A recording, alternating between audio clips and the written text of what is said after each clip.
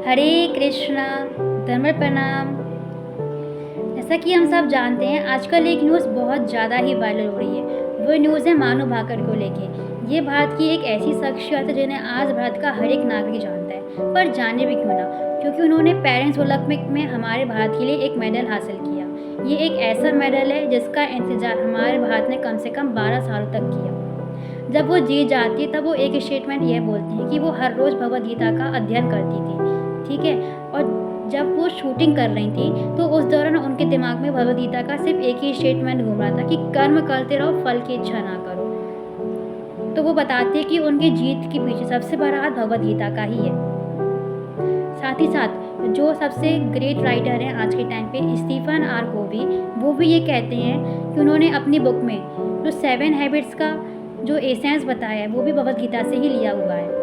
चलो ये तो हो गई आज की बात, लेकिन बहुत पहले की जो पर्सनैलिटीज़ हैं जैसे कि महात्मा गांधी, वो भी भगवद गीता को बहुत ज़्यादा ही ग्लोरीफाई करते हैं।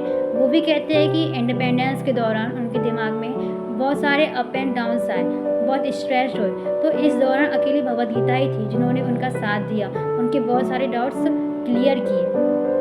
साथ ही साथ जो हमारे नरेंद्र मोदी हैं, ठीक है, और जो हमारे एपीजे अब्दुल कलाम हैं, इवन हमारे ग्रेट साइंटिस्ट एल्बर्ट आइंस्टाइन, वो भी भगवद गीता को बहुत ज़्यादा ही ग्लोरीफाई करते हैं। भगवद गीता भगवद गीता भगवद गीता, आखिर ये भगवद गीता है क्या? कुछ लोग तो कहते हैं ये तो एक सिंबॉलिक टेक्स्ट है, तो कुछ लोग कहते हैं एक माइथोलॉजिकल स्क्रिप्चर्स है। तो है क्या ये सब चीज़ें आज हम इस वीडियो में कवर करेंगे। Before watching the video please subscribe our channel. आज के टाइम पे बहुत सारे लोग बहुत ज़्यादा ही स्ट्रेस्ड, डिप्रेस्ड, लोनलीनेस इन सब का शिकार होते हैं। तो इन सब से बचने के लिए लोग इंसान क्या करता है? या तो वो घूमने जाएगा या फिर वो सॉन्ग सुनेगा। तो सॉन्ग में आ जाते हैं टॉलीवुड, हॉलीवुड और बॉलीवुड, इन सब के सॉन्ग वो सुनता है, लेकिन फिर भी वो सेटिस्फाइड नहीं हो पाता और कभी कभी वो सुसाइड भी अटैम्प्ट कर लेता है। लेकिन ऐसे ही सेम सिचुएशन में आज से 50,000 साल पहले अर्जुन भी थे, जिसको ओवरकम करने के लिए हमारे श्री कृष्ण ने एक गीत गाया था। उसे हम कहते हैं श्रीमद् भगवद गीता, जिसका मतलब होता है श्रीमती राधा रानी के आशीर्वाद से गाया हुआ गीत। श्रीमद् भगवद गीता में कम से कम 700 श्लोका होते हैं, जिसमें 547 श्लोक भगवान श्री कृष्ण के द्वारा कहे गए हैं, 84 श्लोक अर्जुन के द्वारा कहे गए हैं, 41 श्लोक संजय के द्वारा कहे गए हुए हैं, और सिर्फ एक श्लोक धृतराष्ट्र के द्वारा कहा हुआ है, जो कि भगवद गीता के प्रारंभ में ही कहा गया है। जब हम इन सबको समअप करते तो वो हो जाता है 700 श्लोकास। आजकल के टाइम पे हर इंसान मूवीज़ देखता है, तो कुछ लोग को हॉरर पसंद है, कुछ को एडवेंचरस। अगर हम एडवेंचरस मूवीज़ की बात करें तो इसमें हमेशा खजाने की कॉन्सेप्ट की बात की जाती है। जब भी कोई ग्रुप खजाना ढूंढने जाता है तो उसको खोलने के लिए एक बहुत बड़ा ताला लगा होता है। जब हम उस ताले को खोलते हैं तब हमें वो खजाना प्राप्त होता है। सेम जो भगवद गीता है वो एक खजाने का पिटारा है, उससे खोलने के लिए 2 ताले होते हैं। अगर हम वो 2 तालों को खोल लेते हैं तो हमें भगवद गीता रूपी जो खजाना है वो प्राप्त हो जाता है। वो 2 ताले कौन से हैं? वो 2 ताले हैं 18 चैप्टर का 65 श्लोका और 18 चैप्टर का 66 श्लोका।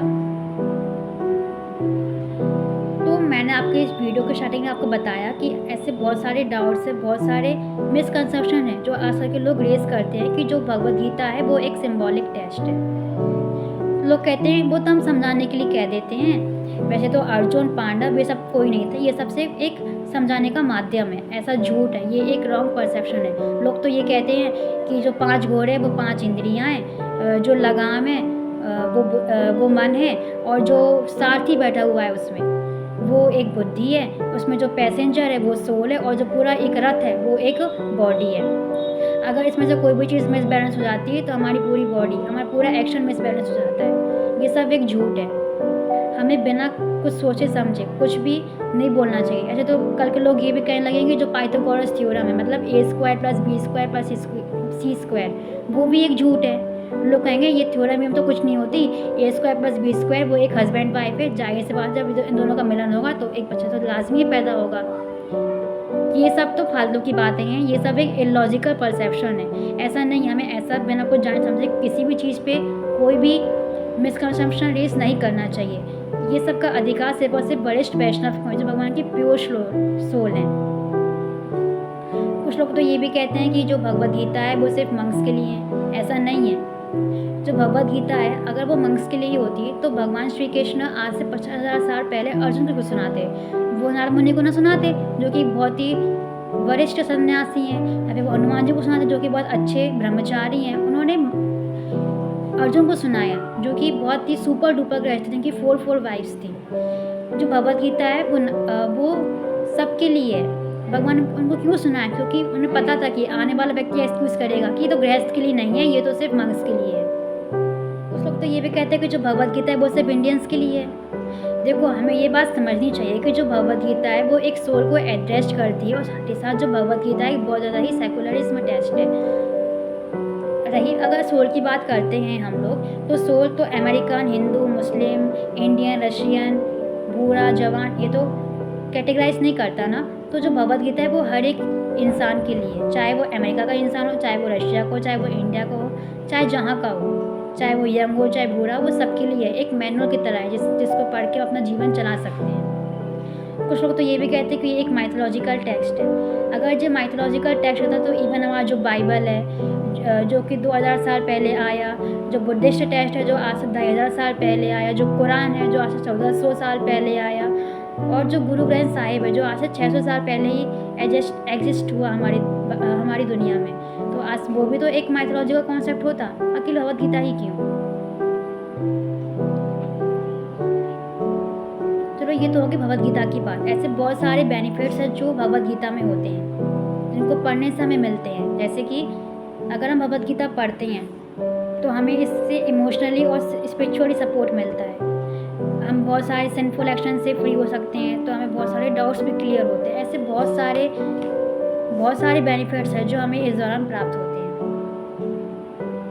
मेक श्योर डैट आप भी भगवद गीता पढ़ो, आप भी अपने डाउट्स, अपने स्ट्रेस्ड और डिप्रेस सिचुएशन को हैप्पी सिचुएशन में बदलो। हरे कृष्ण।